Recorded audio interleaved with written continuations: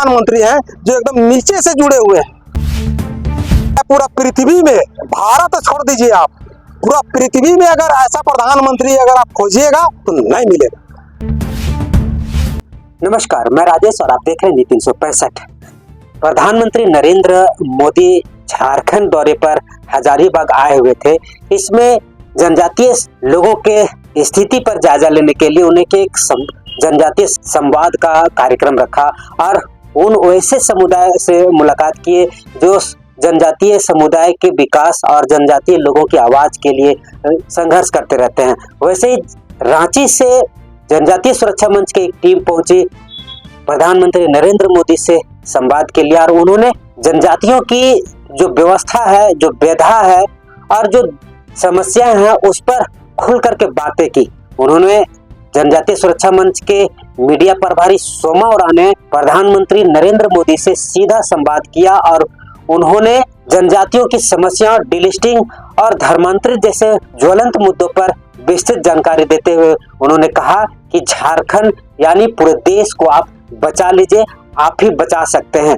इस मौके पर उन्होंने बेहतरीन तरीके से अपनी बात को रखते हुए प्रधानमंत्री नरेंद्र मोदी का दिल छू लिया। अब देखना ये होगा कि आगे क्या होता है। देश के प्रधानमंत्री मोदी जी हजारीबाग आए, जनजातियों के लिए सौगात लेकर के आए। यहाँ से आप प्रतिनिधि के रूप में उनसे मुलाकात करने के लिए गए, क्या बातें हुई और कैसा अनुभव हुआ प्रधानमंत्री के साक्षात दर्शन करने से? सबसे पहले मेरी ओर से आप सबको झारखंडी जोहार है। महात्मा गांधी और लाल बहादुर शास्त्री के जन्मदिन के शुभ अवसर पर हजारीबाग में हमारे भारत देश के माननीय प्रधानमंत्री श्री नरेंद्र मोदी जी आए थे और जनजातियों के लिए कई सौगात, महत्वपूर्ण सौगात वहां पर रख दिए और उन्हीं के कथनानुसार विशेष रूप से जनजातियों से संवाद करना चाह रहे थे। मंच उनका अलग था और जनजातियों से संवाद करने का मंच अलग था। उन्हीं में से मेरा नाम संवाद करने के लिए हमको भेजा गया था। सबसे पहले हम तो माननीय प्रधानमंत्री जी को धन्यवाद और आभार प्रकट करते हैं।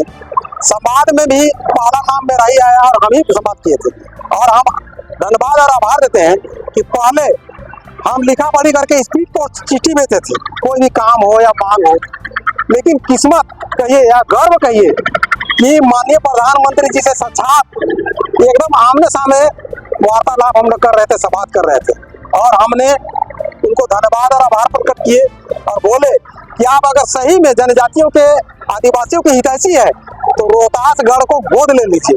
ये मैंने स्पीड पोस्ट से चिट्ठी लिखा था और माननीय प्रधानमंत्री जी ने रोहतासगढ़ किला जो बिहार के कैमूर रोहतास में पड़ता है और जहां पर उरांवों का शासन प्रशासन चलता है, उस किला को माननीय प्रधानमंत्री जी ने गोद ले लिए। और किस्मत देखिए कि वहां पर 1 अरब 39 करोड़ का टेंडर हुआ और जहां आदमी पैदल नहीं जा सकता था वहां रोड से चकाचक रोड बन गया और एकदम किला के गेट तक वहां पर सड़क निर्माण हो गया। आप कार से बैठ के डायरेक्ट किला के द्वार पर जा सकते हैं और कई प्रकार का वहां पर बिल्डिंग वगैरह भी बन रहा है, यानी कि डेवलपमेंट का काम हो रहा है। पहला हमने संवाद में उनको यही कहा और फिर हमने उसको अपना परिचय दिया कि मेरा नाम सोमा उरांव है और हम रांची जिला कांके प्रखंड बोड़िया पंचायत के मुखिया है, साथ ही साथ जनजातीय सुरक्षा मंच के मीडिया प्रभारी है, साथ ही साथ रांची झारखंड प्रदेश मुखिया संघ के अध्यक्ष भी हैं। उनको हमने बताया कि मेरा खपरा का घर है, मिट्टी का घर है और आप ही का प्रधानमंत्री आवास जो मिला था उसको हमने ढाला है 3 साल पहले और वो अभी तक भी इसमें खिड़की और गेट नहीं लगा है। एकदम यही संवाद हुआ था, इस पर भी उन्होंने बहुत खुशी जाहिर की और उसके बाद फिर संवाद होने लगा तो हमने कहा कि अभी जनजातियों का तो एगो नहीं कई प्रकार का समस्या है। अभी देखिए केंद्र सरकार का आरक्षण, राज्य सरकार का आरक्षण, इस सब आरक्षण का लाभ धर्मांतरित दूसरे लोग ले रहे हैं। यही कारण है कि मूल जनजातियों को जो हक अधिकार मिलना चाहिए वो नहीं मिल पाया। इसी निमित्त हमने उनसे आग्रह किया कि 1967-70 के दशक में स्वर्गीय कार्तिक उरांव जी के द्वारा सदन पटल पर 348 सांसदों का हस्ताक्षर युक्त एक बिल लाए थे।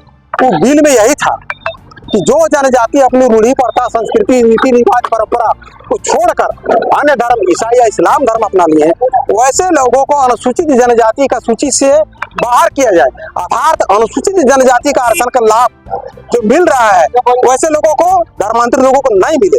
इस बाबत डिलिस्टिंग बिल का मांग हम किए।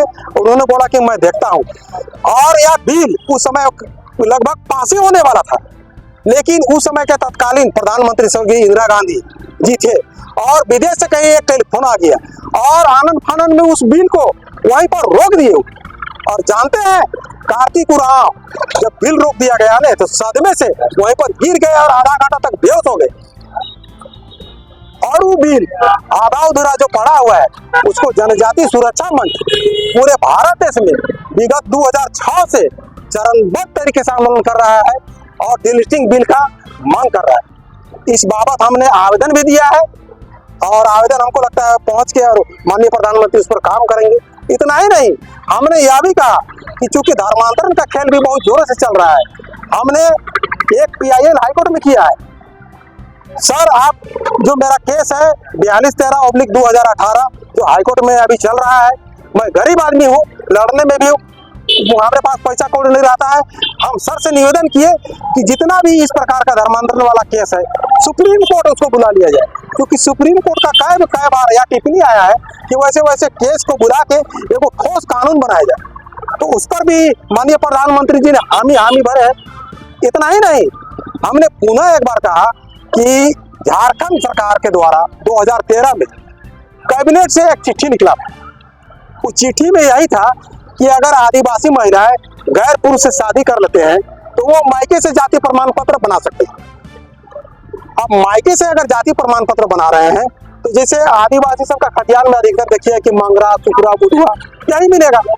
अब इसका दुष्परिणाम क्या हो रहा है 2013 से, वो हम आपको बताना चाहते हैं और चैनल के माध्यम से आम जनता भी बात को जाने। आज जैसे कोई आदिवासी महिला से गैर पुरुष शादी कर लिया, सबसे पहले तो उसको धर्मांतरण कराएगा, फिर उस महिला के नाम से जाति प्रमाण पत्र बनाएगा, फिर उस महिला के नाम से जमीन लेगा, फ्लैट बनाएगा, नौकरी लेगा, चाकरी लेगा, सारा चीज ले रहा है। अब इसका दुष्परिणाम क्या हो रहा है ना कि अभी संविधानिक एकल पद संविधान का एकल पद है, जैसे प्रधान हो गया, मुखिया हो गया, प्रमुख हो गया, जिला परिषद हो गया, ऐसे पदों का भी हमको लगता है अगर सीधी इस पर रोक नहीं लगाया गया तो ये भी बचना मुश्किल है लग रहा है। तो हमने माननीय प्रधानमंत्री जी से विनम्र आग्रह किया कि हुजूर आप जनजातियों को बचा लीजिए, हुजूर आप आदिवासियों को बचा लीजिए, झारखंड को बचा लीजिए, एक है आप ही बचा सकते हैं, नहीं तो आदिवासियों का जनजातियों को नाश होना लगभग तय है, आप भारत देश को भी बचा लीजिए। साहब माननीय प्रधानमंत्री जी बहुत खुश हुए और बोला कि मैं त्वरित इस पर कार्य करूंगा और हमको पूरा विश्वास है आने वाले दिन में इन सब बातों को लेकर माननीय प्रधानमंत्री जी काफी एक्टिव दिखे। अगर एक्टिव नहीं होते तो विशेष रूप से उन्हीं का अनुमोदन के आधार पे वो जानते हैं विशेष समाज नहीं करते। हमको पूरा विश्वास है आने वाला दिन में डिलिस्टिंग का बिल भी पास होगा और जो गैर पुरुष से शादी करके जो जाति प्रमाण के आधार पर जो नौकरी चाकरी बेटी रोटी सारा चीज छीन रहे हैं उस पर बंद लगेगा, हमको पूरा विश्वास है। प्रधानमंत्री को लोग हिटलर बोलते हैं, तानाशाह है, कैसा अनुभव हुआ आप जब मिलने गए थे? हमको लगता है पूरा पृथ्वी में, भारत छोड़ दीजिए आप, पूरा पृथ्वी में अगर ऐसा प्रधानमंत्री अगर आप खोजिएगा तो नहीं मिलेगा। वो ऐसे प्रधानमंत्री हैं जो एकदम नीचे से जुड़े हुए हैं। आप सोच लीजिए, कार्यक्रम था हजारीबाग में, परिवर्तन यात्रा समापन का था, लेकिन स्पेशल जनजातियों से अलग संवाद किए और पहला जनजातियों से ही संवाद किए कि जनजातियों का जो मूलभूत समस्या है अभी वर्तमान समय में क्या है उसको जानने का प्रयास किए। वो चाह रहे हैं कि जनजातियों का हम किस प्रकार से और कैसे उत्थान करें। तो हमको लगता है कि विश्व में अगर कोई प्रधानमंत्री है तो एक नंबर में माननीय नरेंद्र मोदी जी। बिजली का क्या समस्या था? मेरा नाम सोमा उरांव है और हम जनजाति सुरक्षा मंच के मीडिया प्रभारी हैं, साथ ही साथ झारखंड प्रदेश मुखिया संघ के अध्यक्ष भी।